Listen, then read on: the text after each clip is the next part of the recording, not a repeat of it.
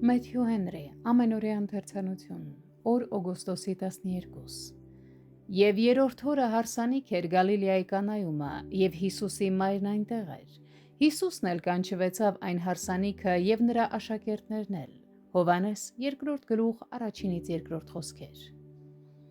Շատ ցանկալի է, որ ամուսնությունը սրբացվի և օրհնվի Քրիստոսի կողմից։ Նրանք, ովքեր ցանկանում են Քրիստոսի ներկայությունը իրենց հարսանիքին, պետք է աղոթքով հրավիրեն նրան, և նա կգա։ Այս աշխարհում մենք երբեմն դժվարին իրավիճակներում ենք հայտնվում, նույնիսկ երբ կարծում ենք, որ ամեն ինչ առատորեն ունենք։ Հարսանյական խնջույքի ժամանակ պակաս կար։ Աշխարհիկ գործերով մտահոգվածները պետք է սպասեն դժվարությունների և պատրաստ լինեն հիասթափությունների։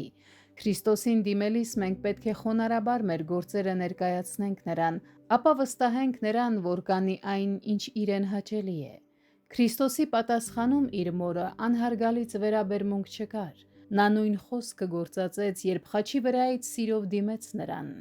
Այնուամենայնիվ, դա ծառայում է որպես մշտական վկայություն հետագա դարերի կռապաշտության դեմ, երբ նրա մորը չափազանց մեծ պատիվ էր տրվում։ Երբ մենք չգիտենք, թե ինչ անել, պետք է հիշենք, որ Քրիստոսն ունի իր ժամանակը։ Աստծո կողմից օգնության ուշացումը չի նշանակում, որ նա չի լսում մեր աղոթքը կամ մերժում է այն։ Նրանք, ովքեր սպասում են Քրիստոսի օգնությանն ու բարությանը, պետք է պատրաստակամորեն հնազանդվեն նրա պատվիրաններին։ Հնազանդության ճանապարհը ողորմության ճանապարհն է, և մենք չպետք է դժգոհենք կամ հակառակվենք Քրիստոսի գործելակերպին։ Եգիպտոսի պատուհասների հրաշքների սկիզբը ջուրը արյան վերածելն էր, իսկ Քրիստոսի առաջին հրաշքը ջուրը գինի դարձնելն էր։ Սա կարող է մեզ հիշեցնել Մովսեսի օրենքի և Քրիստոսի ավետարանի տարբերության մասին։ Քրիստոսը ցույց տվեց, որ նա բարելավում և ավելի բարի է դարձնում այն բարիքները, որոնք Աստված տվել է մեզ, և դրանք իսկապես մխիթարություն է դարձնում իր բոլոր ճշմարիտ հավատացյալների համար։